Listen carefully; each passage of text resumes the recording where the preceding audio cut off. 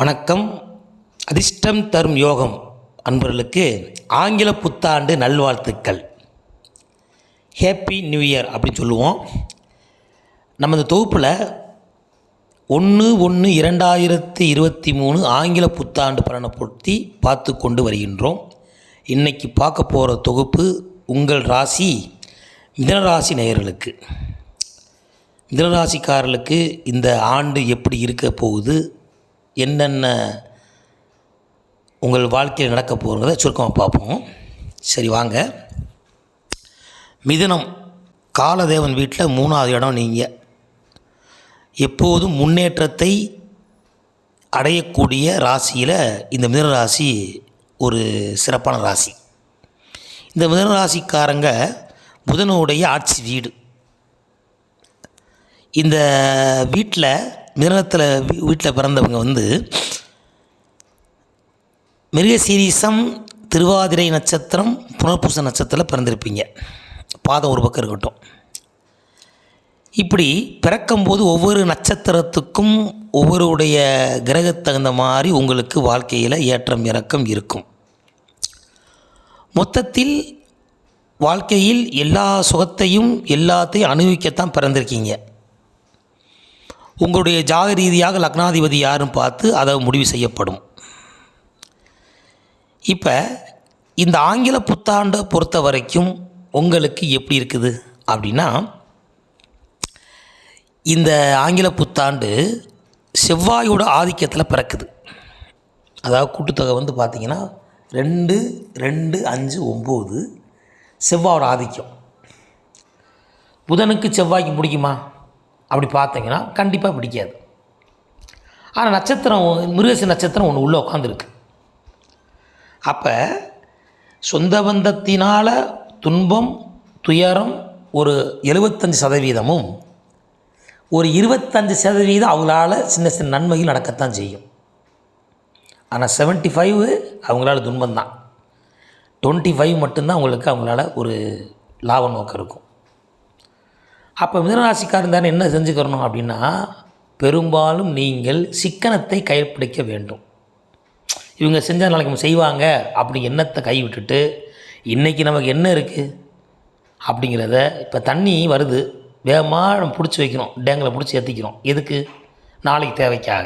அது மாதிரி உங்களுடைய பண விஷயத்துலேயும் சரி, உடல் உழைப்புலேயும் சரி, உங்களுக்கு புரோகிராம் மிக மிக முக்கியமானது. நேரம் ரொம்ப முக்கியம். இந்த வருஷம் உங்களுக்கு ஒவ்வொரு நேரமும் ஒவ்வொரு சொட்டு ரத்தம் மாதிரி எடுத்துக்கிறணும். காலத்தை தவற விடக்கூடாது. மிக ரொம்ப முக்கியம் காலம் நமக்கு. அதில் முக்கியமாக படிக்கிற குழந்தைங்க கவனமாக படிக்கணும். நம்ம இந்த படிக்கிற வயசு பிள்ளைங்க, இந்த 10ஆம் கிளாஸு 12ஆம் கிளாஸ் படிக்கிற பிள்ளைங்கள்லாம் வரக்கூடிய எக்ஸாம் ரொம்ப கிரிட்டிக்கலாக இருக்கும். நீங்கள் நினச்சி பார்க்க முடியாதுலாம் கேள்வி வைப்பாங்க. அதெல்லாம் நீங்கள் கவனமாக படிச்சிடணும். அதுக்கு நீங்கள் என்ன செய்யணும்னா, உங்களுடைய மனசையும் உங்களுடைய எண்ணத்தையும் ஒருநிலைப்படுத்தி உங்களுக்காக வாழுங்க. நிறையா பேர் கேட்டிங்கன்னா, மிதுனராசிக்கு கூப்பிட்டு கேட்டிங்கன்னா வாங்கினா என்ன சொல்லுவாங்கன்னா, என் பிள்ளைகளுக்காக வாழ்ந்தேன், எங்கள் அப்பா அம்மாவுக்காக வாழ்ந்தேன், குடும்பத்துக்காக உழைச்சி போட்டேன், புருஷனுக்காக இது பண்ணேன். கிடையாது. உங்களுக்கு என்னையா எல்லோரும் நல்லா இருக்கணும், சிரிக்கணும், சந்தோஷமாக நினைக்கிறீங்களே, நீங்கள் நல்லா இருக்குன்னு சிரிக்க யாரும் நினைக்கிறாங்களா? நினைக்க மாட்டாங்க. அதுதான் கலியுகம். ஏன்னா இது ஒரு ஏமாந்த ராசி. மிதுனராசிக்காரங்க இன்றைக்கி நல்லா ஆயிரும், நாளைக்கு நம்ம செஞ்சுருவாங்கன்னு சொல்லி அவங்க நல்லா இருப்பாங்க, இவங்க அப்படியே தன்னை மங்கி கொண்டு தான் இருப்பாங்க. உங்களுக்காக அந்த பதிவு. தயவுசெய்து யாரையும் நம்ப வேண்டாம். உங்களுக்கு நிகர் நீங்களே தான். அதுக்கு தான் புதன் தன்னுடைய சொந்த வீட்டிலே உச்சம் பெறுவார். மற்ற ராசிக்கார ஜனங்கள்லாம் மற்ற வீட்டில் உச்சம் பெறும். ஆனால் இவர் தன் வீட்டிலே உச்சம் பெறுவார், கண்ணியில் உச்சம் பெறுவார். ஏன் அப்படின்னா, இந்த ராசியை பொறுத்த வரைக்கும் யாரையும் நம்பக்கூடாதுங்கிறது தெளிவாக தெரிஞ்சுக்கணும். நீங்கள் தனக்கு போதானம் சிக்கனை ரொம்ப கடைப்பிடிக்கணும். எடுத்தமா கவுத்தமா நீங்கள் வாட செலவழிச்சிங்கன்னா நாளைக்கு நீங்கள் நடுவில் நிற்கணும். மல்லான்னு பார்த்து கை தடிச்சு போயிட்டே இருப்பாங்க. அது எல்லாரும் எவ்வளோக்கு ரொம்ப ஒருத்தவங்க பாசம் வைக்கிறீங்களோ அவங்க தான் மோசம் பண்ணுவாங்க. அப்படிப்பட்ட 2025 ஆண்டு உங்களுக்கு அனுபவத்தையும் உங்களுக்கு உண்டான சில அதிர்ஷ்டங்களையும் தரப்போகுது. அப்போ இது ஒரு முக்கியமான பதிவு உங்களுக்கு. உங்களுடைய இந்த பதிவை பார்த்தாலே நீங்கள் நல்ல நிறைய விஷயம் தெரிஞ்சுக்கலாம். என்னடா நம்ம செய்ய போகிறோங்கிற ஒன்றும் பிரச்சனை இல்லை. உங்கள் வாழ்க்கை உங்கள் கையில், அதை மட்டும் இந்த வாசகம் நினச்சிக்கோங்க. இந்த எடுத்து வைக்கிற ஆண்டு உங்களுக்கு சிறப்பாக இருக்கணும்னா, ஏன் அப்படின்னா இது புதன்கிழமை பறக்குது. அது ரொம்ப விஷயம், ரொம்ப சிறப்பு அது. அப்படி இருக்கும்போது இந்த மிதனராசிக்காரங்களை பொறுத்தவரை ஏற்கனவே உங்களுக்கு குரு பகவான் ஜென்மத்துக்கு வரப்போகிறாரு. அவர் கிட்டத்தட்ட சனி பயிற்சிக்கு அப்புறம் வருவார். ஏற்கனவே குருவுக்கும் புதனுக்கும் அப்படி ஒன்றும் சிறப்பாக இருக்காது. இருந்தாலும் அவர் நட்சத்திர அதிபதியாக அங்கே இருக்கார். அதனால் கெடுக்க மாட்டார். உங்களுக்கு சில உடல் உழைப்புகளை கொடுப்பார். அதனால் உடல் தேக ஆரோக்கியம் ரொம்ப முக்கியம். உணவு விஷயங்கள் ரொம்ப ரொம்ப முக்கியம். அதை விட இப்போ படிக்கிற குழந்தைங்க ஞாபக சக்தியோட எங்கேயும் நீங்கள் உங்களுடைய கவனம் செலுத்தாமல் ஒரு வீட்டுக்குள்ளே கதவை நீங்கள் வாட்டுக்கு படிங்க. உங்கள் லைஃபே படிப்பு தான். ஒன்று நடுத்தர வயசு, இப்போ திருமணம் ஆகாதவங்க, திருமணம் ஆகக்கூடியவங்க வயசில் உங்கள் வீட்டுக்காரரு உங்கள் குழந்தைகளை மட்டும் கவனித்தா போதும். மற்றவங்க கவனிக்கணும்னு அவங்களும் கவனிச்சுக்கிடுவாங்க. நீங்களாக விழுந்தும் செஞ்சாலும் எதுவும் பேர் கிடைக்க போதா? கிடையாது. அதனால் உங்கள் குடும்பத்தை மட்டும் பார்த்துக்கோங்க. கண்டிப்பாக நம்ம மிதுனராசிக்காரங்க திருமணம் ஆகாதவங்களுக்கு இந்த 2025 உங்களுக்கு நல்ல ஒரு சுப விரயமாக, சுப செலவாக, சுப திருமணங்கள், அதேமாதிரி குழந்தை வாக்கியம், மற்றபடி எல்லா நிகழ்ச்சியும் நடக்கும். ஆனால் செலவாக தான் இருக்கும் ஒழிய வரவு இருக்க வாய்ப்பு இல்லை. அதுக்கு தான் சிக்கனம் சொன்னேன் முதல் நான். இந்த வருஷமே உங்கள் செலவுக்காகத்தான் பிறக்குன்னு வச்சுக்கிடுவோமே. அந்த செலவு சுப செலவாக இருக்கணும்ல, இல்லை சிக்கனமாக இருக்கணும். அப்போ சிக்கனத்தை நீங்கள் கடைப்பிடிக்கணும். இப்போ நீங்கள் ஒரு 10,000 சம்பாத்தியம் மட்டும் வச்சுக்கிறோமே, நீங்கள் 10,000 சம்பா நினைக்கக்கூடாது. 8 ரூபா தான் வாங்குகிறேன் அப்படி நினச்சி அந்த 2,000 மிச்சம் பண்ணால் தான் நீங்கள் மிச்சம் பண்ண முடியும். ஏன்னா நீங்கள் 25,000 மிச்சம் சம்பாத்தியம் பண்ணாலும் நீங்கள் 30,000 செலவழித்து வச்சுருவீங்க. செலவில் மண்ணைங்க. நீங்கள் புகழுக்காக உங்களை புகழ்ந்து பேசிட்டா போதும், தன்னை இழந்துருவீங்க. அப்படி இழந்து தான் இன்றைக்கி ஒரு ஏமாற்றமாக உட்காந்துருக்கும். பல கடன் பிரச்சனைகள், பல மன சம்பந்தப்பட்ட பிரச்சனைகள், குடும்பத்தில் கணவன் மனைவி பிரச்சனை, குழந்தைய பிரச்சனை, குழந்தை சொல்கிறத கேட்காது, மாமனார் மாமியை நமக்குள்ளே மதிப்பு கொடுக்க மாட்டாங்க, உடன் பிறந்தவங்க அவங்களால நமக்கு தொல்லை, அப்படி ஏகப்பட்ட பிரச்சனையை இழுத்து போட்டு நீங்களே உருவாக்கிட்டீங்க. அதனால் இனிமேல் வேண்டாம், விட்டு ஒழிப்போம். உங்களை முதல்ல நீங்கள் வலுப்படுத்தி கொள்ளுங்கள். நீங்கள் பலமாக இருந்தால் போதும், உங்கள் குடும்பம் பலமாக அமைஞ்சிரும். அதுக்கப்புறம் சொன்ன தேடி வருவான், அப்புறம் ஓரம்னு பார்த்துக்குங்க. இப்போ வாழ்கிற வாழ்க்கை உங்களுக்காக வாழ கற்றுக்கொள்ளுங்கள். 2025 ஒரு படிப்பாக வருது. அதுக்கப்புறம் 40 வயசுக்கு மேலே, நடுத்தர சொல்லியாச்சு, 40 வயசுக்கு மேலே எப்படி இருக்கணும் அப்படின்னா, நீங்கள் உணவு விஷயத்தை ரொம்ப கரெக்டாக வச்சுக்கணும். பெரும்பாலும் நீங்கள் சாப்பாட்டு வகையில் கூழ், கஞ்சி, களி இந்த மாதிரி உணவில் எளிதில் ஜீரணிக்கக்கூடிய உணவை தான் சாப்பிடணும்.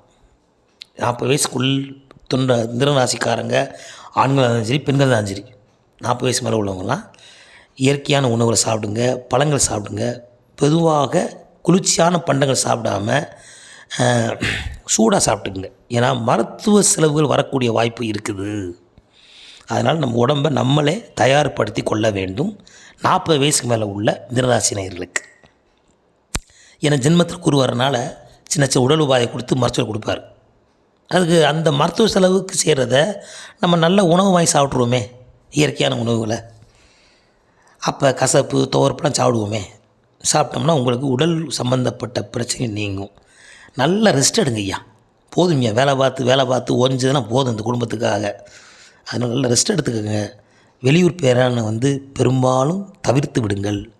அதில் முக்கியமாக இரவு பயணத்தை தவிர்த்து விடுங்க. வண்டியில் போகிறவங்க மிதுனராசிக்காரங்க ரொம்ப பார்த்து போயிட்டு வாங்க. நீங்கள் ஒழுங்காக தான் போவோம், எதுக்க மேலே விட்டுட்டு அது போயிட்டே இருப்பான்.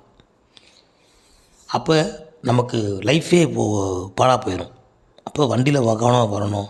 யார்கிட்ட லிஃப்ட்டு கேட்டு போனாலும் கவனமாக போயிட்டு வரணும். அதனால் நமக்கு சில உடல் உபாதை ஆயிரும். என்ன நல்ல மதுரை மீனாட்சி அம்மன் வழிபாடு பண்ணுங்கள். எங்கே சென்றாலும், வெளியூர் சென்றாலும் சரி, வெளியூர் இடங்களில் யாரையும் நம்பி எதையும் உளறிடாதீங்க. யாரையும் நம்பி கையெழுத்து போட்டு ஜாமீன் பண்ணிடாதீங்க. நானாச்சு அந்த சோழியை விட்டுருங்க, அது மிகப்பெரிய நெகட்டிவ் ஆகிடும். அப்படிப்பட்ட மிதுனராசிக்காரர்களுக்கு இந்த 2025 இது வந்து ஒரு பக்கம் 12 மணிக்கு மேலே பார்த்தா கன்னியா லக்னமும் 6 மணிக்கு மேலே தான் தனுசு லக்னமும் பிறக்குது. தனுசு ராசியில் பிறக்குது. அப்போ இந்த லக்னாதிபதியும் ராசியாதிபதியும் உங்கள் இடத்த 7ஆம் முறையை பார்ப்பார். அப்போ குடும்பம் தான் ரொம்ப ரொம்ப ரொம்ப மெயின். குடும்பத்தால் நீங்கள் ரொம்ப ஆக்கப்பூர்வமாக என்ன செய்ய போகிறோம் உங்களுக்கு தெரியாது. என்ன செய்ய போகிறோம் அப்படிங்கிறத தவிச்சுக்கிட்டு இருப்பீங்க. அதெல்லாம் ஒன்றும் கிடையாது. எதுவும் ஒன்றும் ஆக போகிறது கிடையாது. இந்த பிறவியில் நடந்தே தீரும். அப்போ மனசை ரிலாக்ஸ் ஆச்சுங்க. ஏன்னா மிகப்பெரிய மனநோய் கொண்டவங்க தான் மிதுனராசிக்காரங்க. நோயே இருக்காது அவங்களுக்கு, ஆனால் மனநோய் இருக்கும். அந்த மனநோயில் பல பிரச்சனை வரும். ஒன்றை தொட்டு வரும். எதுக்கு? ரிலாக்ஸாக இருங்க. எதையும் கொண்டு வர எதை கொண்டு வந்தாய் நீ பெறுவதற்கு எதை இழப்பு மாதிரி எதுவுமே நம்ம நிரந்தரம் கிடையாது. இருக்க வரைக்கும் உங்கள் வாழ்க்கை உங்கள் கையில் அப்படி நினச்சி கொண்டு வாழுங்க. உங்கள் குடும்பத்தை நேசிங்க. உங்களையே நேசிங்க. நீங்கள் உங்களுக்கு நிகர் நீங்கள் தான் மிதுனராசிக்காரங்களை பொறுத்த வரைக்கும். எனக்கு பச்சோந்தி மற்றவங்களே சந்தோஷப்படுறதுக்கு தன்னை இழக்கும். அது வேண்டாம். எல்லாரையும் வாழ வச்சு நீ ஜோக்கரானது போதும். இனிமேல் நீ கதாநாயகனாக இருங்க. ஏன்னா 2025 பல அனுகூலத்தையும் நல்ல அனுபவத்தையும் கொடுக்க போகிறது. இந்த பதிவை தெரியும் போது உங்களுக்கு நல்ல ஒரு ஆலோசனை கிடைக்கும், நல்ல நாவஸ்தி கிடைக்கும். அதனால் நீங்கள் எல்லாத்துலேயும் நிதானமாக நிறுத்தி பதறாத காரியம் சிதறாது அப்படிங்கிற பழமொழியை மனசில் ஒவ்வொரு செயலையும் நிறுத்தி நிதானமாக எடுத்து விட்டால் இந்த 2025 உங்களுக்கு அற்புதமான ஆண்டாக இருக்கும். அதே மாதிரி உங்களுக்கு கீழே வேலை பார்க்குறாங்க பார்த்தீங்களா, அவங்ககிட்டையும் நீங்கள் ரொம்ப பொறுமையாக தான் இருந்துக்கணும். ஏன்னா செவ்வாய் வந்து நம்ம வேலைக்காரங்களையும் குறிக்கும், கூட பிறந்தவங்களையும் குறிக்கும். நம்ம கீழே வேலை அவங்ககிட்டையும் நம்ம வார்த்தையை விட்டுறக்கூடாது. எது தேவை உங்கள்கிட்ட கொடுக்கல வாங்க வச்சக்கூடாது. அதனால் பகை உண்டாயிரும். இதெல்லாம் நீங்கள் நினச்சிக்கிட்டு உங்கள் வாழ்க்கையை நீங்கள் ஆமை வேகத்தில் போங்க. தப்பே கிடையாது. ஆமை தான் 500 வருஷம் வாழ சொல்கிறாங்க. அதனால் ஆமை வேகத்தில் நீங்கள் போனாலே போதும். மிகப்பெரிய சிகரத்தை தொற்று விடுவீர்கள். அதில் மாட்டுக்கிறது கிடையாது. எல்லா விஷயத்திலையும் நீங்கள் சற்று நிதானத்தோடு இந்த வருஷத்தை கடந்து கொண்டால் அற்புதமான ஆண்டு, அனுபவம் ஆண்டாகவும் அதிர்ஷ்டமான ஆண்டாகவும் இருக்க வேண்டும் என்று அதிர்ஷ்டம் தரும் யோகம் உங்களை வாழ்த்தி மகிழ்கிறது. மீண்டும் ஒரு தோப்பில் சந்திப்போம். மிதுனராசிக்காரர்களுக்கு மீண்டும் ஒரு ஹேப்பி நியூ இயர் வாழ்த்துக்கள்.